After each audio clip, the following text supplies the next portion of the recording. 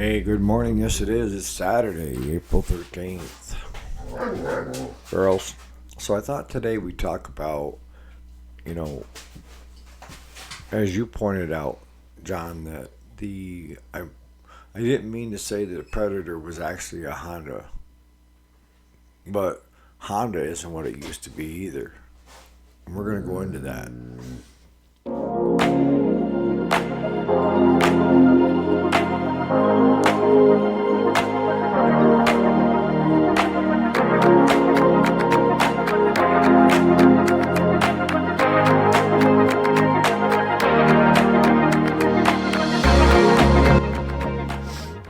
All right, so welcome back. If you didn't already know it, my name is Eric, and we do the weekday Monday through Friday.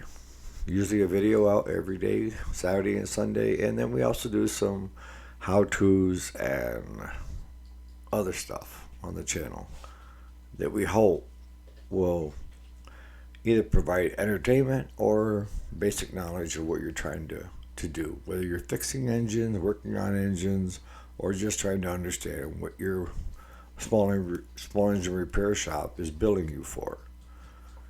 Because a lot of shops don't tell you what they're billing you for, it just shows up on the bill, right? But today we're going to talk about the differences and the good, the bad, and the ugly. And the good, bad, and the ugly, to me, anyways, the forefront is back in this day, a 12 horse engine was a monster. And times were simpler, and so were engines.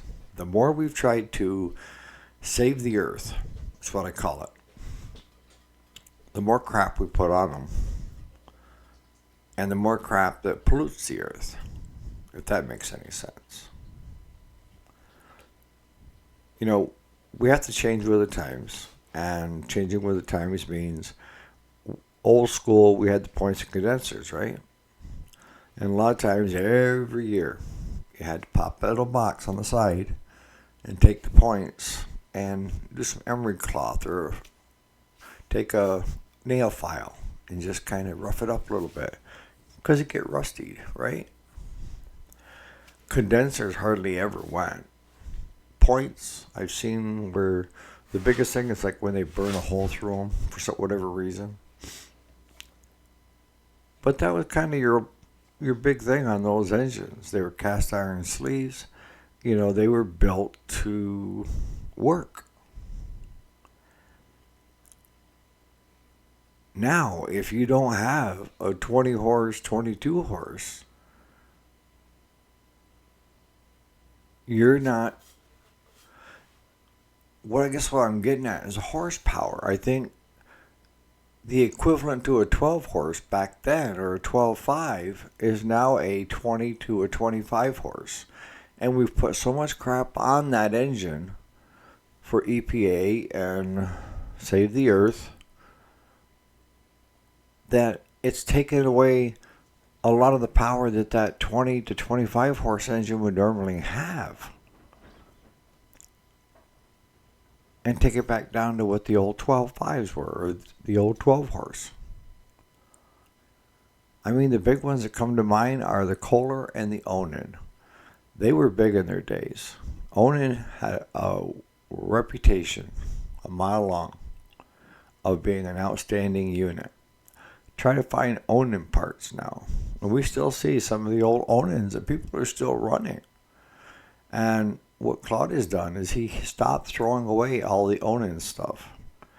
He started hoarding because he saw that we still had customers that were not willing to make that leap to the new stuff, right? They still wanted their old stuff. And end of story, right? And then when we talk about China and their cloning, I was a Honda dealer for years. And the Honda that we know today is nothing like the Honda of 20 years ago. You couldn't kill them things. And I had a steady line of customers for my Honda engines. And let me tell you, it wasn't the guy buying an engine off me every year, every 2 years. No, those engines held up. As long as you check the oil, change the oil, they go for a lifetime. And I was selling it to guys that had sawmills, that had the band sawmills, the older ones, to farmers for their bed and choppers, to folks that had sugar bushes for their pumps and stuff. Most of them were horizontal shafts that I sold. Probably 95% were horizontal shaft. And that was one of the big things I can remember I was concerned about when I first signed on with Honda, was you had to buy, it was like 8 or 10 engines off them. You had to buy them and have a place to display them. And then you also had to carry so much in OEM parts for those Honda engines.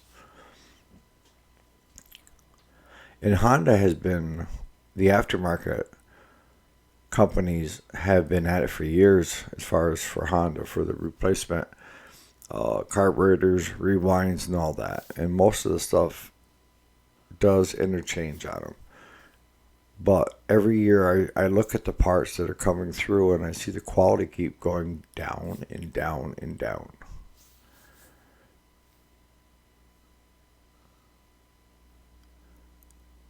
I don't know of any engine out there today that I would say could hold up against the old time engines. And I think Jason said it well, in that the engines aren't like they used to be. And having a repair shop years ago was totally different too. I mean, if you had the mechanical mind, I mean, it wasn't that hard, right? There's only certain things that it could be. And most often in the case, you had the points, or the keyway would get sheared. You know, once in a while you'd have coils, have issues, you know. I've got people that are still running the old wheel horse, 12 horse engines on theirs. Actually, I just ordered a guy it's a safety switch for his wheel horse.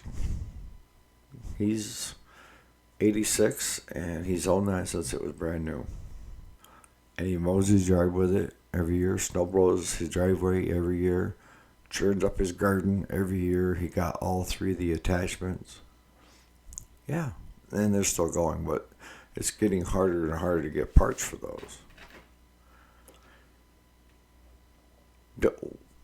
How do I measure up Honda against the other engine brands that are on the market today? I would say they rate all right with Kohler and Briggs. Tecumseh used to be an engine you could trust and durable, and they cheapened that so much that we don't even like to see a Tecumseh come. Most of them, you know, were either on a snowblower or they were on a push mower. You know, and the biggest thing you had to watch out with the Tecumsehs on the push mower were the timing. The keyway would get bent just enough to take it out of time. You go to pull it, and more than once we've slapped and bruised our hands, arms on the pull cord from where it kicked back. So just be careful of that if you're getting into the business. Excuse me. And then you, Jason, had mentioned that a lot of the aftermarket parts that are coming from China that claim they will fit that saw that you were trying to find a rewind for, that they don't match up. And one of the things that I noticed a few years back, and I've said it on a few of my videos, is you have to really pay attention and look and see what the heck those sellers are saying. Most of them have no clue as to what they're selling. And they're just told, sell, sell, sell, as much as you can sell. And they're advertising it for chainsaws. They're advertising it, it'll fit all these different ones. When in reality, it only fits 2 right? And then when somebody orders one and they get the wrong one, they're paying anywhere from $8 to $15 for the rewind. Most people are not going to deal with the hassle of sending it back. And China knows that. See, this has been their gig for some time. And that's why I say, you really want to look, if they have pictures, look at the pictures. And that doesn't always ring true, because they'll put different pictures up there. But the claim that they can, do all really hurts a lot of you guys and me when it comes to ordering replacement parts. If we're ordering it from them, you have to be very careful. I try to deal with what I call reputable ones, because the way China has done it for the past 12, 13 years is they start all these selling accounts with different sellers, right? And you'll start seeing trends on a seller, or where they'll start getting, a lot of negatives. It doesn't fit. Fitment isn't right. This and that. Hassle to send it back. The seller's selling you to try to get it past the time where you can send it back. But they end up, that seller will close that account down and go start another one and another one. So a lot of times when you look at sellers from China, look at how many feedbacks they have. A lot of times it's just 100 or so, because they've worn out their welcome selling something that they claimed would work, and it didn't. It didn't hold up. If you see a China seller that's got, 8,000, 10,000 feedbacks, and it's all good, you're going to get a couple, no matter how many customers you have, you're not going to be able to please everybody. So a few neutrals and a negative isn't going to scare me off. But if I'm seeing a pattern, I stay away from them. So that brings us back to the main topic of the video this morning is, I don't think the quality of the engines that are out there now come anywhere near what they used to be, 20, 30 years ago. And I'm pretty confident in saying that because I've been at it at least that long to see the changes. Now, emissions. Are there less emissions being produced? Yeah.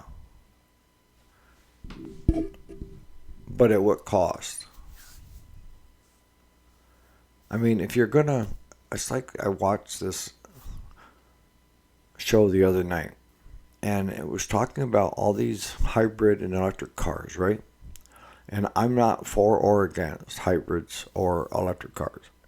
It's whatever suits your fancy.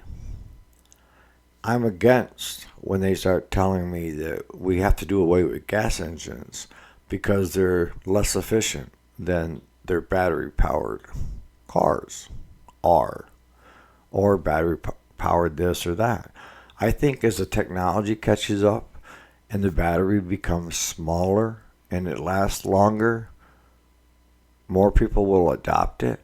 And when it, like with vehicles, when it comes to the point of where the battery system isn't half the cost of the car, if the batteries go, it'd make it more desirable and could go longer.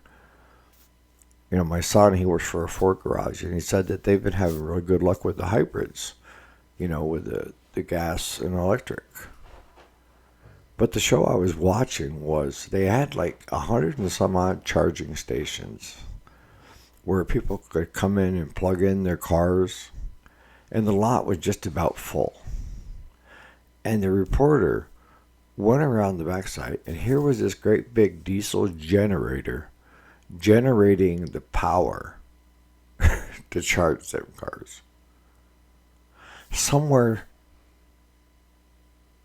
we're using fossil fuels to get electricity still. So I mean, we really need to look at, the costs, the benefits, and then make our decision based on that. But the newer Hondas, the newer Briggs, the newer Kohlers, all of them, I don't think personally hold up or will hold up against the old Kohlers, horizontal shaft, or the Onins back in the day. So on that note, you guys have a great day. What's your thoughts on this? Some of you guys have been around for quite a while and seen the changes. John, I would say that you're a Honda man through and through, but I guarantee it's not a new Honda you have. You have one of the older generations that you can't kill as long as you do a regular service and upkeep on the old girl. She will run you a lifetime. So on that note, you guys have a great day. I went to Harbor Freight yesterday to pick up a few things. Yes, I was in Harbor Freight again. So I thought maybe I'd show you that today. And I did have a carburetor kit come in, or a new carburetor come in for a steel that I was working on, that I could do a video on that, because one of you guys had asked if I could show what's in the package and what I got. All right, so you guys have a great Saturday, and we'll catch you on the next video. Thanks so much for watching.